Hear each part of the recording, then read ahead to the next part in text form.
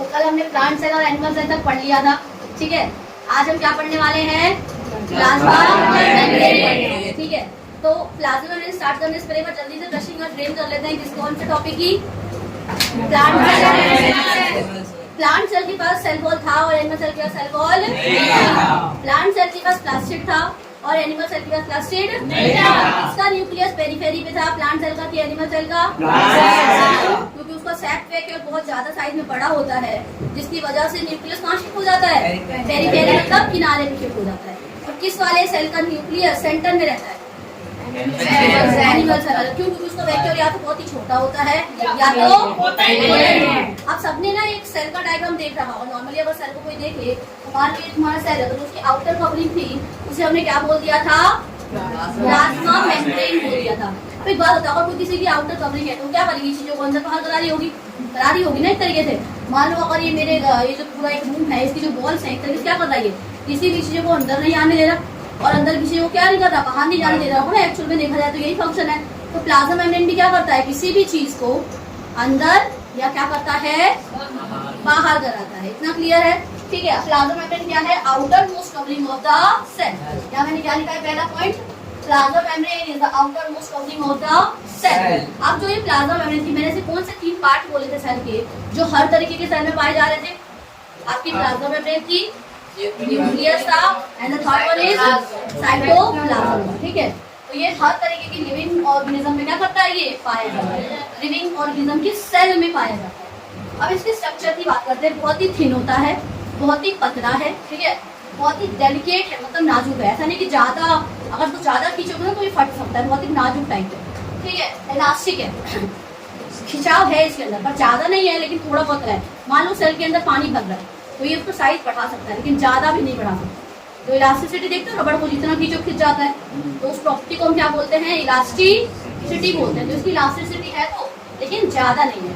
तो अगर कोई स्ट्रक्चर की 3 प्रॉपर्टी की बात करें, प्लाज्मा में क्या है? थिन है, डेलिकेट है and the third one is elastic है, ठीक है। अब इसकी थिकनेस की बात करते हैं। प्लाज्मा मेम्ब्रेन है तो एक मेम्ब्रेन ही। प्लाज्मा मेम्ब्रेन क्या है तो एक मेम्ब्रेन ही ना। अगर मैं उसकी थिकनेस या मोटाई की बात करूं तो कितनी नैनोमीटर है? 7 नैनोमीटर है। NN stands for nanometre. तो इसकी थिकनेस कितनी है बेटा? 7 नैनोमीटर है। मैंने NN की ना फुल फॉर्म लिख दी है यहाँ पे।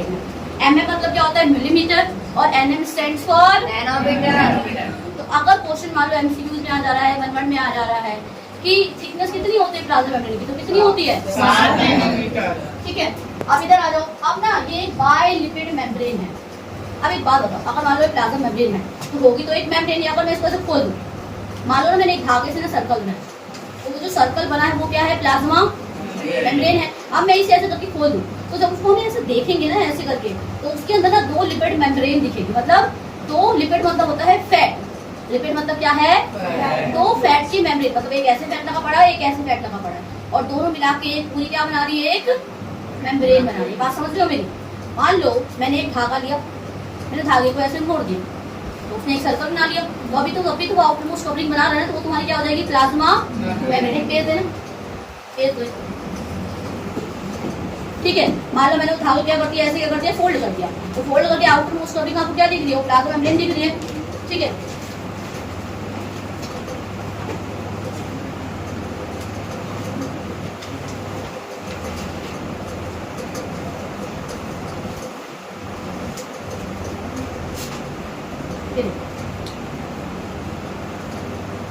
आपको जो ये कवरिंग दिख रही है ना, आउटर कवरिंग, ये क्या है? मान लो प्लाज्मा मेम्ब्रेन है। क्या है ये? अभी तो ये सर्कल में था इसीलिए मुझे कवरिंग दिख रही है। क्या बन गई? ये प्लाज्मा मेम्ब्रेन बन गई, ठीक है। अब मान लो मैंने इस चीज को ना क्या करा? खोल दिया करेंगे तो कुछ ऐसी शीट जैसी नहीं दिखेगी, ऐसे सिंगल लाइन शीट जैसी तो दिखेगी। और इसको भी अगर ध्यान से ऑब्जर्व करा ना, इस वाली लाइनिंग को, इस तरीके से अगर इस वाली लाइनिंग को भी ऑब्जर्व करा तो पता है क्या देखा? कि इसके अंदर भी ना 2 लेयर है, कुछ इस तरीके ऐसे। इसके अंदर मैं इसको थोड़ा जूम करती हूँ तो इसके अंदर भी ना ऐसे करके ना 2 लेयर है, ऐसे देखा। अगर दूर से देखोगे तो एक सिंगल लाइन दिखेगी, और ऐसे देखोगे तो अभी भी 2 मेम्ब्रेन है। तो ये ऊपर भी लिपिड की मेम्ब्रेन है और नीचे भी किसकी मेम्ब्रेन है? लिपिड की। और लिपिड क्या होता है? फैट होता है ना। क्लियर?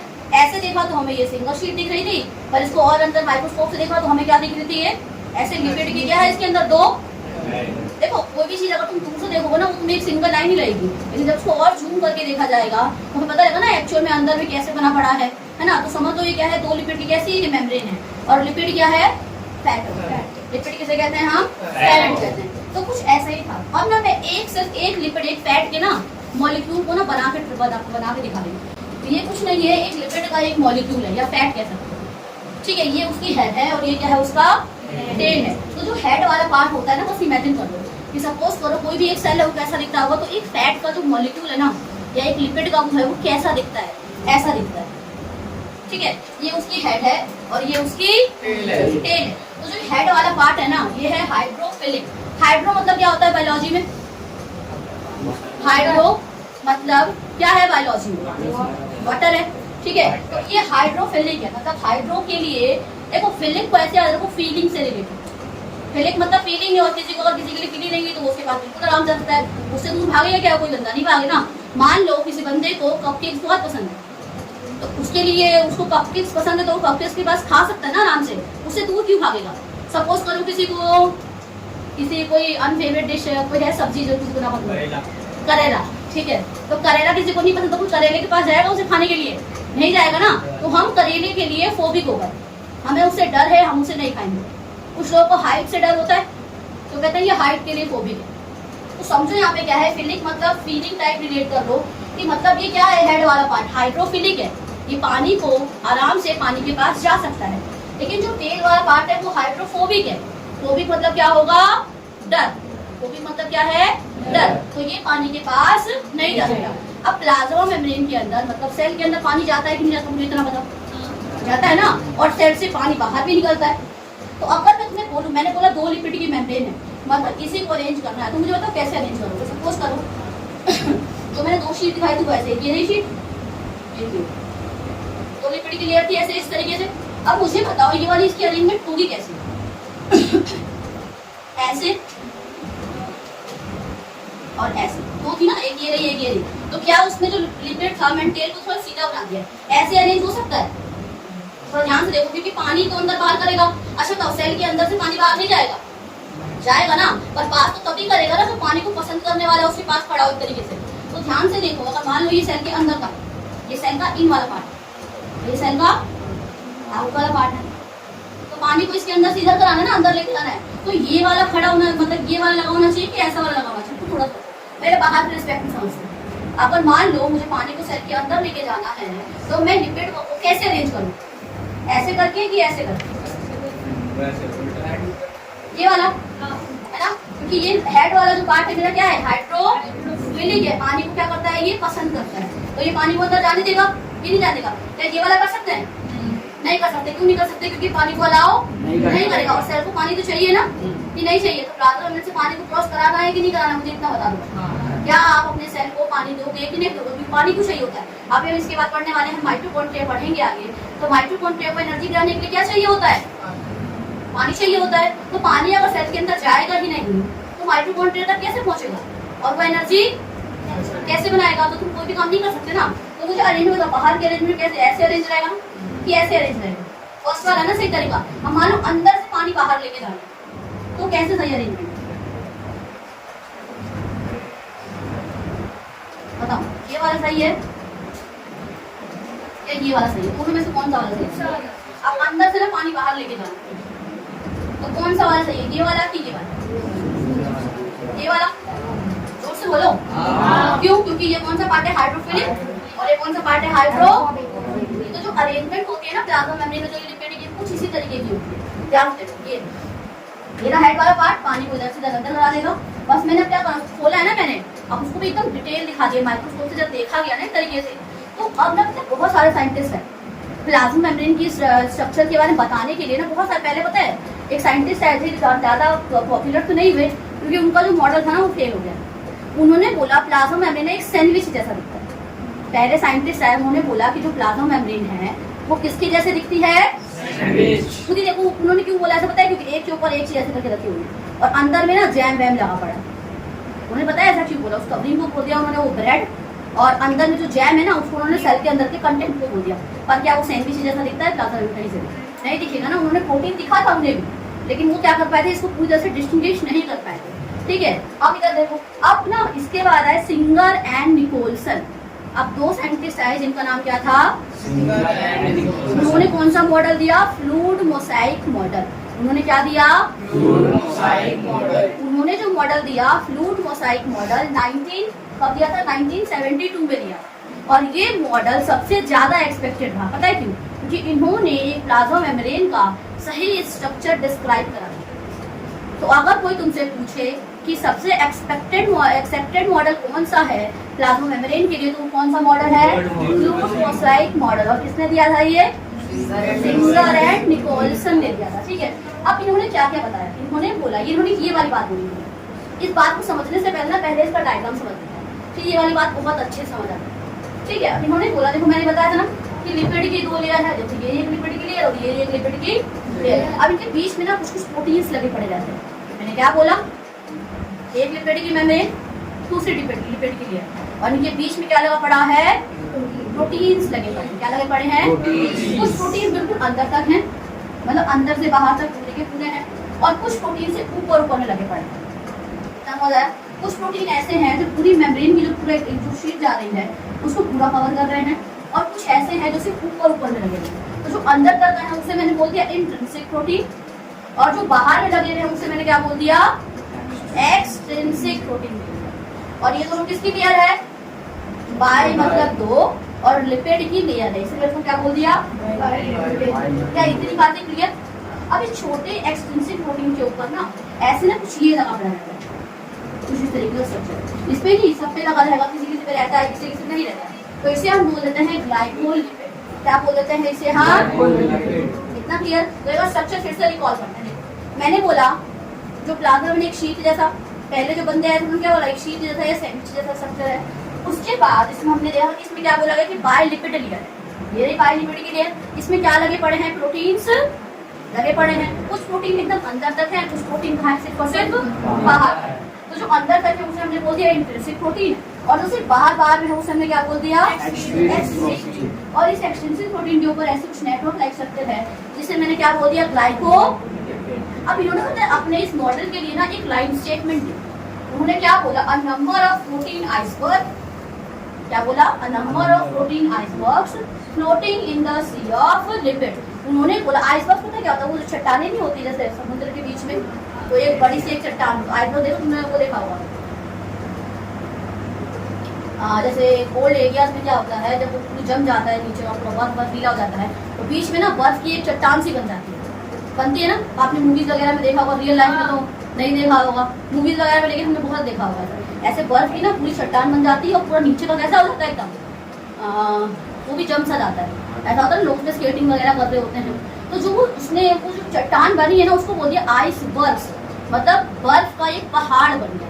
क्या बन गया है, बर्फ का एक पहाड़। और जो वहाँ पे पानी है ना एक तरीके से, जो बर्फ जो जमा पड़ा है नीचे से, उन्होंने बोल दिया लिपिड है। किसका, सी है लिपिड का, मतलब एक समुद्र है किसके लिए, लिपिड का। एक्चुअली वही तो हो रहा है। आसपास क्या है, एक तरीके से देखा जाए, ध्यान से देखो तो ये पूरा एक सी ऑफ लिपिड है, ये भी सी ऑफ लिपिड है। सी मतलब क्या है, समुद्र, और इसके बीच में किसके आइसबर्ग्स लगे पड़े हैं, प्रोटीन के आइसबर्ग्स लगे पड़े हैं। मतलब प्रोटीन की चट्टान ही तो है। देखो ये भी बड़ी चट्टान, ये छोटी चट्टान, ये छोटी चट्टान, और हर जगह ये समुद्र बीच में तो आ ही रहा है ना, लिपिड तो आ ही रहा है कि नहीं आ रहा है एक तरीके से। अब मुझे बताओ क्या ये स्टेटमेंट गलत है, a number of protein icebergs floating in the sea of lipid. Suppose करो एक कटोरी है, कटोरी के अंदर तुम थोड़ा सा चाश के टाइप कुछ डालो, तो क्या वो तुम्हारे लिपिड, उसमें एक गुलाब जामुन डालो, ठीक है। तब जो गुलाब जामुन तुमने डाला ना वो प्रोटीन है, और किसमें गिरा पड़ा है वो प्रोटीन, वो गुलाब जामुन किससे गिरा पड़ा है, चाशनी से। और चाशनी किसकी थी, लिपिड की थी। बस ऐसे याद रखो शायद, ठीक है। अब इधर जब उन्होंने उसको लाइट माइक्रोस्कोप में ऑब्जर्व किया, उन्होंने सीधे सिंगल लाइन दिखी, जैसा मैंने बताया सिंगल लाइन दिखी। पर जैसे ही इलेक्ट्रॉन माइक्रोस्कोप की डिस्कवरी हुई, और जब उन सिंगर एंड निकोलसन ने इलेक्ट्रॉन माइक्रोस्कोप से देखा, जिसकी वजह से डिटेल स्टडी क्या हो पाई थी, जब लाइट माइक्रोस्कोप था तब करते थे लोग, तुमको एक सिंगल लाइन दिखती थी, उसके अंदर प्रोटीन लगे पड़े हैं, ग्लाइकोलिपिड लगा पड़ा है, ये किसी को नहीं पता चला तब तक, जब तक इलेक्ट्रॉन माइक्रोस्कोप की डिस्कवरी नहीं हुई। ठीक है, देखो मैंने क्या बोला, जब ना लाइट माइक्रोस्कोप उन्होंने देखा तो कैसे लेकिन सिंगल शीट दिखी थी, और फिर जब जैसे ही इलेक्ट्रॉन माइक्रोस्कोप की डिस्कवरी हो गई, उसकी वजह से ही ना उसकी डिटेल स्टडी क्या हो पाई थी, पॉसिबल हो पाई। ठीक है। अब यहाँ देखो जो प्रोटीन इसमें लगे पड़े हैं, ये सिर्फ और सिर्फ एक तरीके से एक बात होगा, अगर यहाँ किसी के भी प्लाज्मा मेम्ब्रेन अगर प्रोटीन है तो बेसिकली क्या कर रहा होगा, चीज़ों को अंदर बाहर तो करा रहा होगा। तो जो तुम्हारी लिपिड की बाइल है, ये पानी वगैरह को तो पास कर देती है, लेकिन ठीक इसको अलावा अब पानी यहाँ चले जाए, कुछ काम की चीज़ें न्यूट्रिएंट होगी, उससे कौन पहुँचाएगा, मिनरल्स होगी, वो कौन लेके जाएगा, वो काम कराते हैं कौन है, तुम्हारे प्रोटीन कराते हैं, कौन कराते हैं, तो प्रोटीन सिर्फ और सिर्फ तुम्हारे वो पासिंग का काम नहीं करते, वो ऐड करते हैं एंजाइम की तरह और किसकी तरह, ट्रांसपोर्ट प्रोटीन की तरह। ट्रांसपोर्ट प्रोटीन मतलब क्या, चीज़ों को अंदर और बाहर कराने में रोल प्ले करेंगे, पर ये ना पैसिवली करेंगे, पैसिवली मतलब बिना एनर्जी के इस्तेमाल। इसलिए एक कभी कभी कुछ कुछ प्रोटीन ना पंप्स में बदल जाते हैं, किसी को बदल जाते हैं पंप से, तो मतलब क्या करेंगे, पंप करेंगे, मानो कोई पानी का पंप होता है, तो पंप होता है गाँव वगैरह में बहुत देखने को मिलता है, पानी का घंटा खींचता है एक तरीके से, तो पंप एनर्जी का इस्तेमाल है, तुम बिजली दे रहे हो तभी तो पानी को खींच रहा होगा एक तरीके से, तो यहाँ पे पंप लगे पड़े जाते हैं, मतलब एनर्जी लेके। देखो जो ट्रांसपोर्ट प्रोटीन वो बिना एनर्जी के यूज किया होगा, लेकिन पंप क्या करता है, एनर्जी का इस्तेमाल करके चीज़ों को क्या करेगा, अंदर बाहर कराएगा।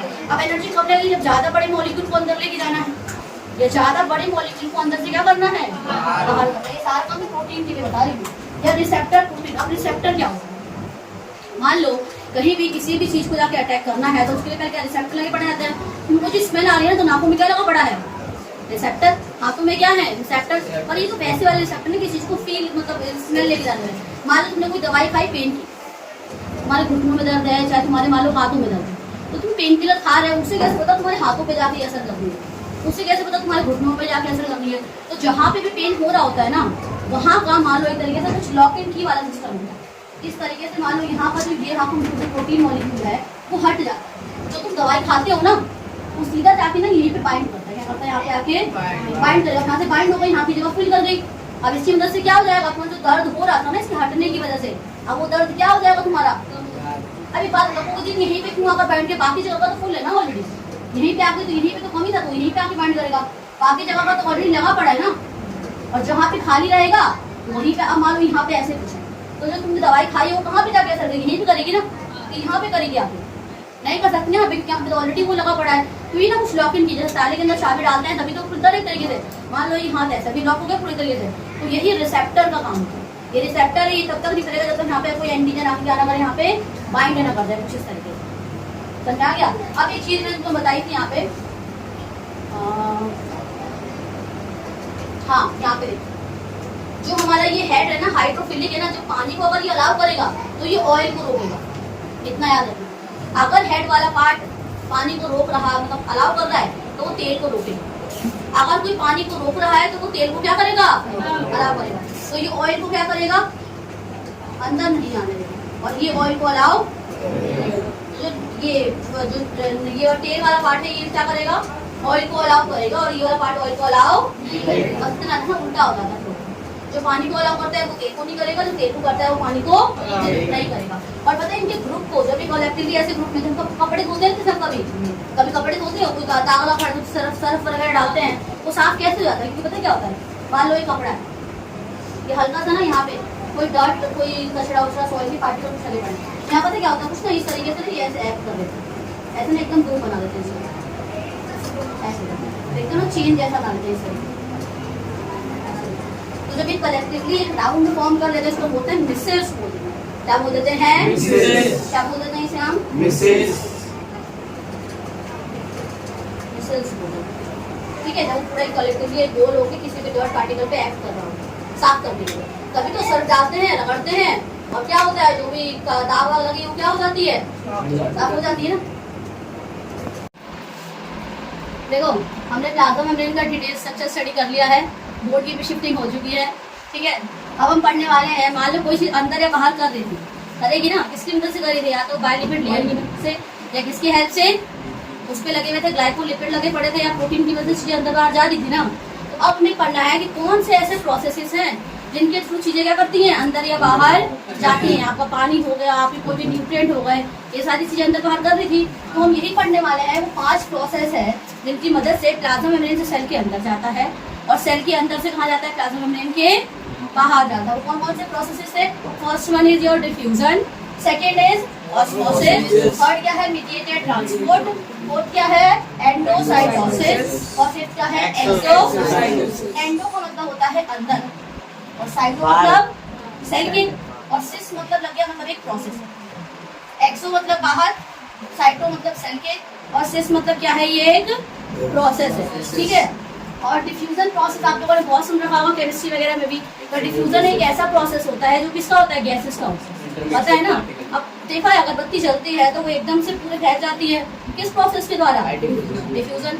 मान लो कोई गर्म खाना है, उसकी स्मेल बहुत तेजी से फैलती है as compare to cold food, क्यों, किसकी प्रोसेस के द्वारा, डिफ्यूजन। तो डिफ्यूजन कौन से वाले स्टेट ऑफ मैटर में पाया जा रहा है, गैसेस के अंदर पाया जाता है। और ये कैसे कंसंट्रेशन होती है, हायर कंसंट्रेशन से किसकी तरफ जाती है, मान लो अगरबत्ती यहाँ जल रही है तो अभी कंसंट्रेशन ज्यादा कहाँ है उस अगरबत्ती के धुएं का, यहाँ पे ना जहाँ वो अगरबत्ती जल रही है, और मान लो वो कुछ दूर पे वहाँ पे कंसंट्रेशन कैसा है उस धुएं का, कम है, तो हायर से लोअर की तरफ जाएगा। इतना क्लियर है। तो मैंने क्या लिखा है, डिफ्यूजन में गैसेस का होता है, हायर कंसंट्रेशन से लोअर कंसंट्रेशन रहेगा, और ये एक स्पॉन्टेनियस मूवमेंट है। कैसा मूवमेंट है ये, but is spontaneous, rapidly very rapidly, ठीक है, लेकिन अपने आप होने वाला। स्पॉन्टेनियस मतलब क्या होता है, आप अगरबत्ती को जला दो, आपको उसको जलाने का कुछ करना पड़ता है उसके फैलने के लिए।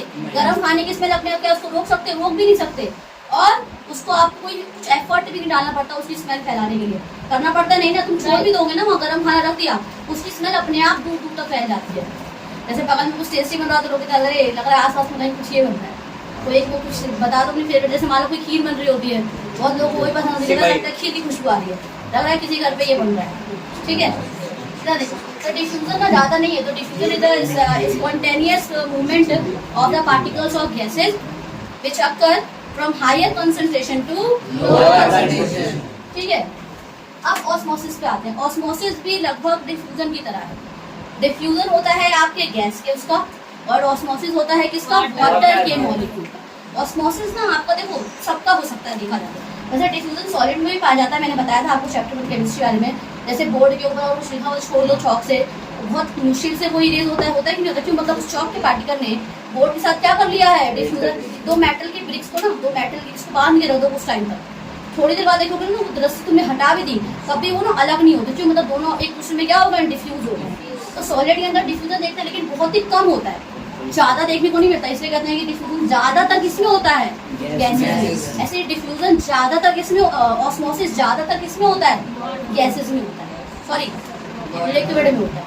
तो डिफ्यूजन होता है आपका ज्यादातर गैसेस में, और ऑस्मोसिस होता है ज्यादातर किसमें, वाटर में, ठीक है। ये भी हाई से लो होगा, ये भी स्पॉन्टेनियस मूवमेंट है, अपने आप होने वाला है। लेकिन इसमें करने के लिए आपको एक मेम्ब्रेन चाहिए। कैसी मेम्ब्रेन चाहिए, semi permeable. What is semi permeable membrane, plasma membrane मेरी सेमी परमिएबल मेम्ब्रेन है। हम प्लाज्मा मेम्ब्रेन को ना सिलेक्टिवली परमिएबल या सेमी परमिएबल कह देते हैं, क्यों, जल्दी बताओ। एंटी एग्जिट मतलब एंटी करते हैं उन चीजों का जो काम की चीजें होती है। तो प्लाज्मा मेम्ब्रेन को सिलेक्टिवली परमिएबल या सेमी परमिएबल इसलिए कहते हैं क्योंकि वो सिर्फ कुछ ही चीजों को, सेमी मतलब आधा और सिलेक्टिव मतलब सिलेक्ट करके जाए, मतलब जो प्लाज्मा मेम्ब्रेन है ना वो क्या करता है, सिर्फ कुछ ही चीजों को, सिलेक्टेड चीजों को ही अंदर बाहर क्या करता है, अलाउ करता है। कोई बैक्टीरिया आ गया, नहीं भाई तू अंदर नहीं जा सकता, उसने अलाउ को रोक दिया ना उस बैक्टीरिया को। कोई पानी आ रहा है, हाँ भाई तुम अंदर जा सकते हो, जाओ। जैसे मान लो कोई बड़ी सी ग्रैंड पार्टी होती है, उसमें एक थीम होती है, कार्ड होता है, वही लोग अंदर जाएंगे जिनके पास वो कार्ड होता है। तो वहाँ पे गेट पे गार्ड खड़ा रहता है अंदर जाने के लिए, तो क्या करता है, वो पहले कार्ड देखता है कि हाँ तुम इन्वाइटेड होगी नहीं, फिर वो चेकलिस्ट गेस्ट लिस्ट चेक करता है कि तुम्हारा नाम है कि, तभी वो तुम्हें अलाउ करेगा। तो प्लाज्मा में मैंने कुछ ऐसे ही समझा, वो सिर्फ कुछ चीज़ों को अलाउ करेगा, जैसे पानी हो गया, कुछ इंपॉर्टेंट मॉलिक्यूल्स हो गए, न्यूट्रिएंट हो गए, कुछ सॉल्ट्स हो गए काम वाले, तो ये सिर्फ ना इन्हीं चीज़ों, ग्लूकोज हो गया, कुछ आयंस हो गए, ये सिर्फ इन्हीं चीज़ों क्या करेगा, अंदर से बाहर कराता है, ठीक है। अब इधर देखो, इतना क्लियर।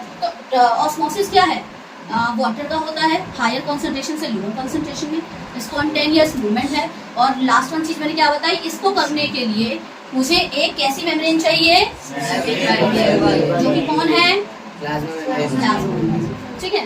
क्वेश्चन ऐसा आता है वैसे कि why plasma membrane is called selective permeable membrane. तो क्यों कहते हैं उसे सिलेक्टिव परमिएबल, क्योंकि ये सिर्फ only it allows only few substances to go in and out of the cell, ठीक है। अब on the basis of concentration osmosis तीन तरीके कि मान लो जो भी सेल है उसको कैसे कंसंट्रेशन में डाला गया है, या सेल के अंदर का कंसंट्रेशन कैसा है, मैंने क्या बोला, हायर से लोअर जाएगा, बस दिमाग में अपनी इतनी बात रखनी। मान लो ये एक ना, मैं समझ इसमें पॉइंट ऐड नहीं करी, बस मैं समझाने की बता रही हूँ। मान लो यहाँ पे एक कोई बकेट था, इसमें मैंने एक सेल को डाल दिया, इसमें पानी अभी 40% है। सेल के अंदर पानी कितना परसेंट है? 40%। यहाँ पे पानी कितना परसेंट है? 60%। तो पानी कहाँ से कहाँ जाना चाहिए?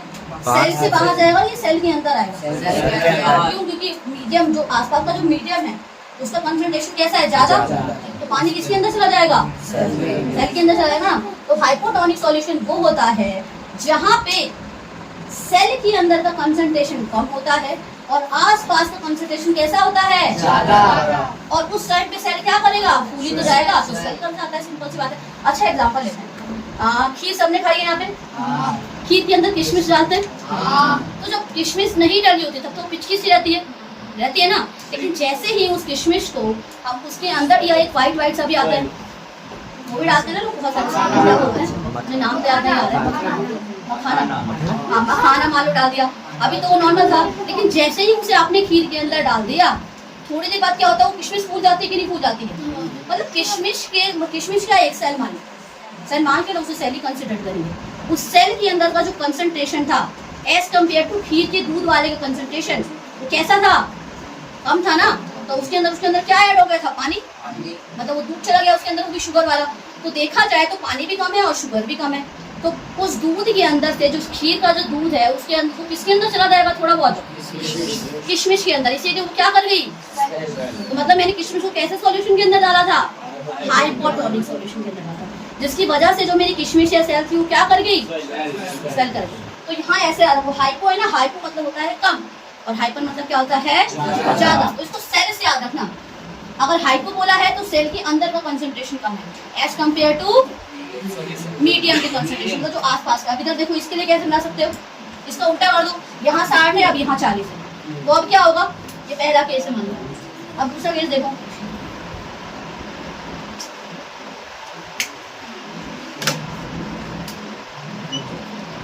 मान लो ये सेल है, यहाँ पे 60% है, यहाँ 40% है।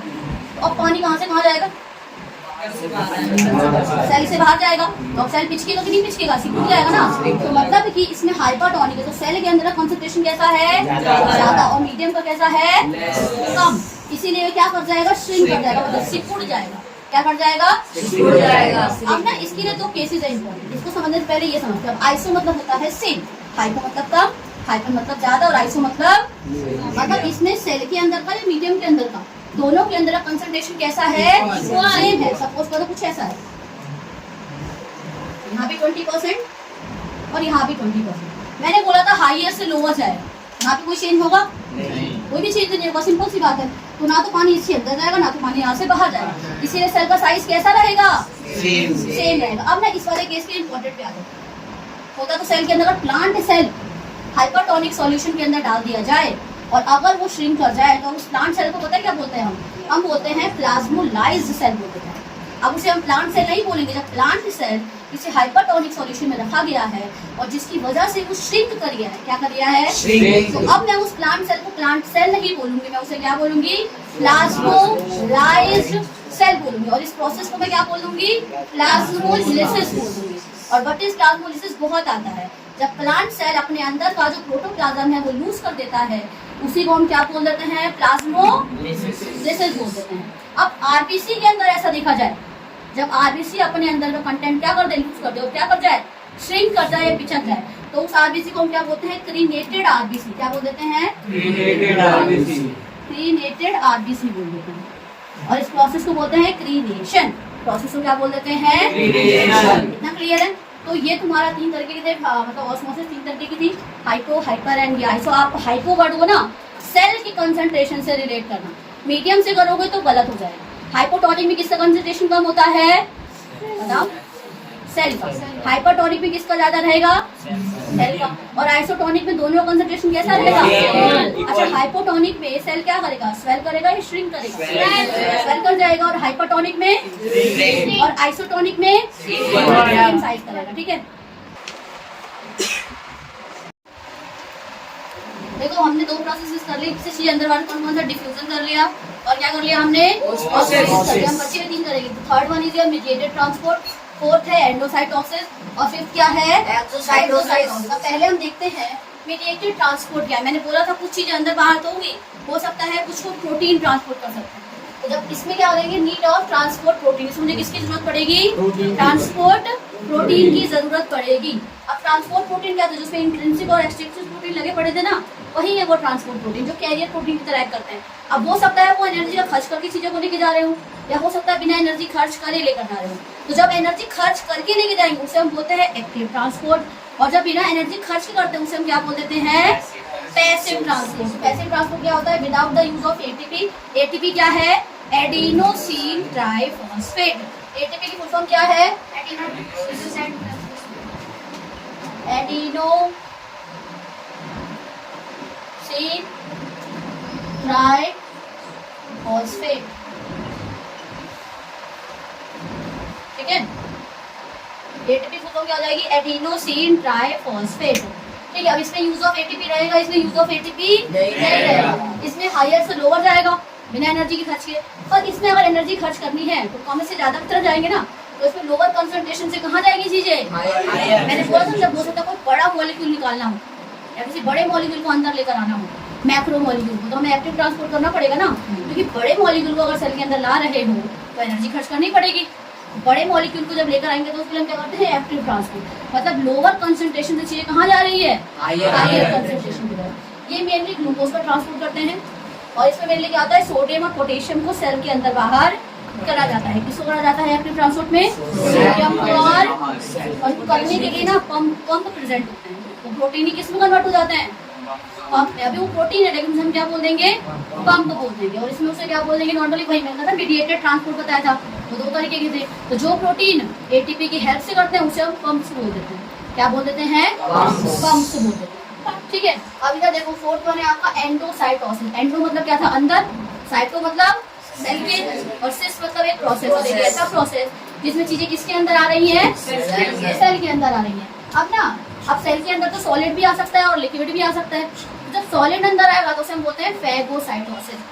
तो अमीबा क्या करता है, पता है ना, फैगोसाइटोसिस करके वो खाने को अंदर लेता है by the their false feet, जिसको हम सूडोपोडिया कह देते हैं। तो फैगोसाइटोसिस मतलब सेल ईट कर रहा है, क्या ईट कर रहा है, किसी सॉलिड को कर रहा है, और फोटोसाइटोसिस मतलब सेल ड्रिंकिंग कर रहा है, किसको, लिक्विड को ड्रिंकिंग कर रहा है। ठीक है, अब ह्यूमन और WBC भी हमारी फैगोसाइटोसिस करती है।